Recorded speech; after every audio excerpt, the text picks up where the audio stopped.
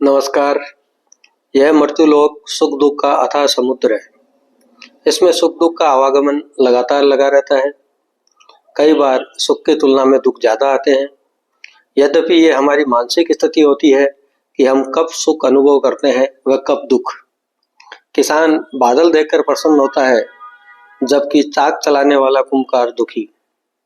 हमारे जीवन में घटने वाली घटना वैसे तो प्रारब्ध के अनुसार ही घटती हैं, परंतु हमारे कर्म भी इसमें सहयोगी बन जाते हैं। ज्योतिषीय दृष्टि से हमारे जीवन पर जन्म कुंडली का प्रभाव होता है। जन्म कुंडली में ग्रहों का स्थान हमारे जीवन के सुख व दुख का कारक होता है। जब कोई व्यक्ति किसी ज्योतिषी पंडित या ज्ञानी जन के पास जाता है तो वे यही कहते हैं कि आपका अमुक ग्रह प्रतिकूल चल रहा है।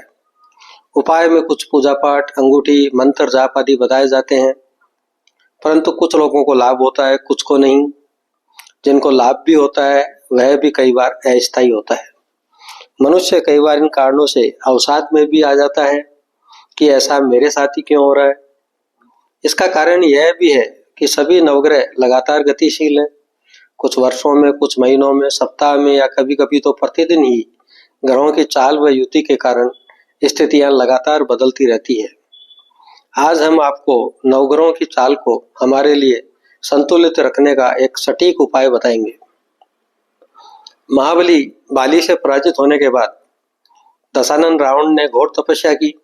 वह तपस्या के बल से उसने नवग्रहों को अपना बंदी बनाकर लंका में रख लिया। वह प्रतिदिन अपने हित अनुसार उनकी स्थिति बदल दिया करता था। इसी के प्रभाव से लंकेश चराचर में अजय हो गया तथा भगवती सीता जैसे पराशक्ति का अपहरण करने में सफल हो गया। सीता जी की खोज में जब हनुमान जी लंका में पहुंचे तो खोजते खोजते उन्होंने नवग्रहों को लंका की कैद में पाया। इस पर हनुमान जी ने नवग्रहों को दशानन की कैद से मुक्त किया।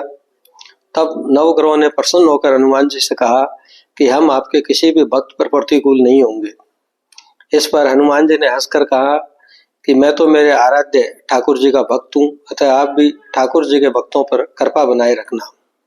तथास्तु कहकर नवग्रहों ने विदा ली। इस कथा को बताने का प्रयोजन ये था कि जो हनुमान भक्त है उस पर कभी नवग्रह प्रतिकूल नहीं होते हैं। अतः मन, वचन व कर्म से हनुमान जी की सेवा पूजा ही नवग्रहों को भक्त के अनुकूल कर देती है। आपने भी देखा होगा कि कई ज्योतिषी उपाय में हनुमान चालीसा, संकट मोचन, हनुमान अष्टक व बजरंग बाण का पाठ भी श्रद्धालुओं को बताते हैं।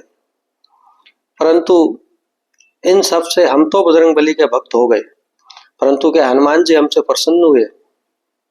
यदि भोग की बात करें तो पवन पुत्र तो गुड़ चने से ही तृप्त हो जाते हैं।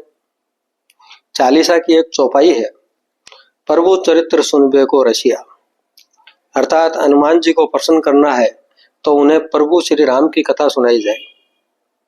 कथा में भी यदि समस्या हो तो प्रतिदिन रामचरितमानस की कोई भी 5 चौपाई सुनाकर भी अंजनी पुत्र को प्रसन्न किया जा सकता है। और मारुति नंदन जिस पर प्रसन्न हो, नवग्रहों का तो उस व्यक्ति पर प्रसन्न होना स्वाभाविक ही है। अतः हमें आज ही से हनुमत प्रसन्नता का उद्योग प्रारंभ कर देना चाहिए। आपके सुझाव हमारे लिए बहुमूल्य हैं, अतः कमेंट बॉक्स में कमेंट अवश्य करें। चैनल को लाइक, शेयर और सब्सक्राइब करना ना भूलें। नमस्कार।